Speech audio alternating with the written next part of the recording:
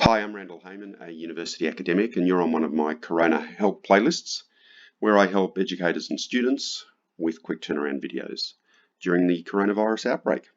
If you'd like me to make a video for you, then just write a comment under any of my videos or drop me an email. Okay, I'm working through some recurrence relation problems for KH, and this was sort of buried in what he sent me, but he didn't specifically say this is a problem that he's been given, but I thought we'd do it. If nothing else, it's interesting and it might help KH and others. So let me draw a little plane. Okay, so here we've got a plane. So we're looking for the number of regions on a plane intersecting n non-parallel lines with no intersection of 3 or more lines. So when we start off, we have RO, the number of regions with no lines is 1. So this is the plane here. It's a small plane, but you've got to assume that it just goes on. It's as big as you can comprehend. It's infinitely large. Let's put it that way. Okay, so let's think what happens. Let's put a line in. Okay, so that tells us that R1 equals 2 because we've got 2 regions now. Now let's think a little bit as we draw another line. So what happens is we come in here.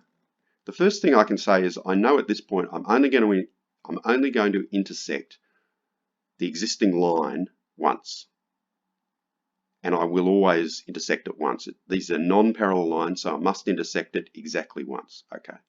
Now, as soon as I get to this intersection, I've created another region, 1, 2, which I'll now rub out because I don't want to make it too messy. There are 2 regions. There was 1 in that upper half, now there's 2. I've created a new region. Now also, let's just draw that in. Okay. Now the next thing is, as I go off to infinity with this line, as I continue it, as you can see, I'm creating another region. Once again, here's region 1 out here, and here's region 2. Or you can think of it 1, 2 if you want to think in what I've drawn as the plane.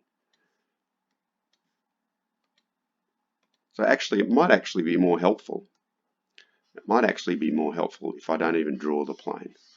I'll just say the plane is the whiteboard that we've got. So I had a line like this that goes off to infinity, either way. Then I draw another one. So bang, I've created a new region. And as I head away from this intersection, I've created another region. So you can see there are 4 regions. So let's put that up here, R2 equals 4. Now let's do another one. I'll do this one in green just for fun of it. We come in here. 1, it's non-parallel, that's good. 2, okay, we hit this one, bang. So at this point we can make the observation, we know that we're going to intersect each line exactly once. And every time we hit an intersection, we create a new region. I've just created an extra region there. There was 1, now there's 2. Now here there's 1 region, now I've created 2. And the other thing is, as we head off, we create another region. We had 1, now we've got 2. So if you put that all together, let's just write a few, what we'll call insights. So I'll leave you to write this up if you want to write it as a proper proof or answer. The first insight is every line intersects, every new line. Let's just say a new line. A new line intersects every old line exactly once. That's an insight. The second insight is that every intersection created, every time we create an intersection, fact, let's write that. That's even better English, isn't it? Every time we create anything, every time we create an intersection,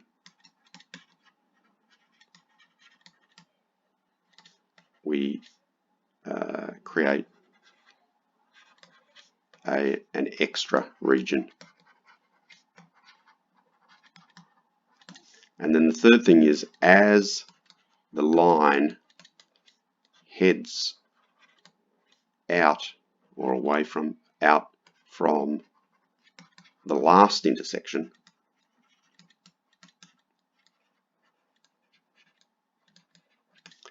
it creates a new region.